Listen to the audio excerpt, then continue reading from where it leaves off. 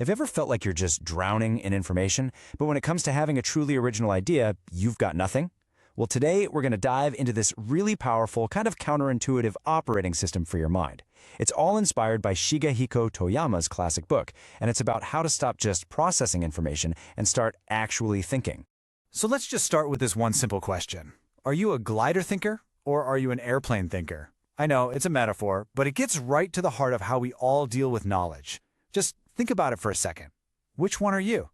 Okay, so a glider thinker, they're brilliant at processing information they've been handed, right? They rely on some external push, like a lecture or an article or a textbook, to get going. And honestly, our whole education system just loves gliders. But then you have the airplane thinker. They're totally different. They've got their own engine. They generate their own intellectual power and they think for themselves. And this gets us right to the core problem that Toyama was talking about, what he called the modern thinking trap. It's this fundamental conflict between these two ways of thinking. Here's the deal. Our schools, and even our workplaces, they're basically factories for producing excellent gliders, people who are fantastic at absorbing information, repeating it, and executing instructions. But the world, especially today's world, is crying out for more airplanes, people who can generate brand new ideas and, fly on their own power. And this imbalance, well, it makes us dependent on being fed information, and it absolutely stifles real creativity. So, how do we build our own engine? How do we become an airplane? Well, Toyota's solution is completely backwards from what you'd expect. It's not about thinking faster or harder. It's about letting your thoughts ferment.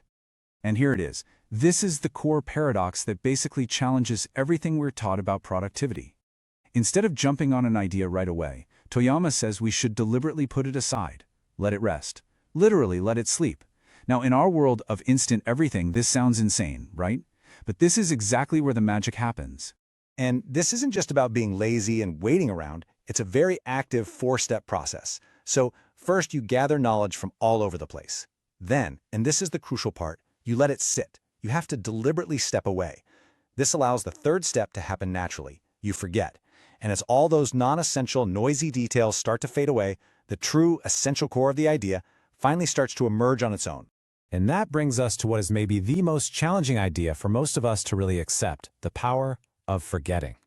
We've been taught our whole lives to see forgetting as a failure, but Toyama says, no, it's actually your brain's secret weapon. Just let that sink in for a second. Forgetting is not a system error. It is a designed feature of your cognitive operating system. It's the very thing that separates raw data from true, deep understanding. Think of it like this. Forgetting is basically an automatic filter.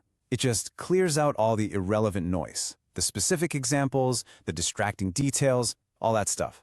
And what's left behind is the strong, essential skeleton of the concept. And that skeleton, that is what you can build your own totally original thoughts on top of. Okay, so this leads us to another really powerful idea that just completely demystifies creativity. It's not some magical lightning strike from the heavens. The real hard work of thinking, it's actually an act of editing.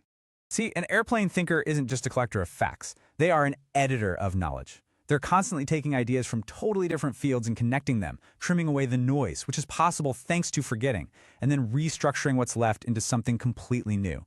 That right there is the engine of original thought. Now, as radical as all this might sound, Toyama wasn't the first person to figure this out, not by a long shot. He was basically just translating this timeless way of thinking that has these incredibly deep, respected roots in classical philosophy. I mean, look at this. The whole idea of letting thoughts mature, that's all over the place in Marcus Aurelius. Thinking as a process of editing and restructuring, that's the absolute core of Descartes' method. And the power of uselessness and forgetting, the Taoist philosopher Zhuangzi was writing about that thousands of years ago. Toyama just did this brilliant job of packaging this ancient wisdom for our crazy modern world. So why is this ancient way of thinking more urgent right now than maybe ever before? Well, the answer, of course, is the age of AI. Let's be real. AI is the ultimate glider. It can process, summarize, and execute on information at a scale we can't even comprehend. And as all those glider tasks get automated away, our unique, irreplaceable value lies in being airplanes. It's in our very human ability to think slowly, to let ideas ferment, and to generate completely new structures of thought. And that really brings us to the one-sentence summary of this entire philosophy. It's not about how much you know or how fast you can recall it. The true power of human thought is the ability to let knowledge sleep, to edit it down to its core, and then structure it into something brand new. So I'll just leave you with this one question to think about. In a world that is just screaming for instant answers and immediate results, what is one important problem or one project or maybe just one idea that you will give the gift of time? What are you going to let ferment?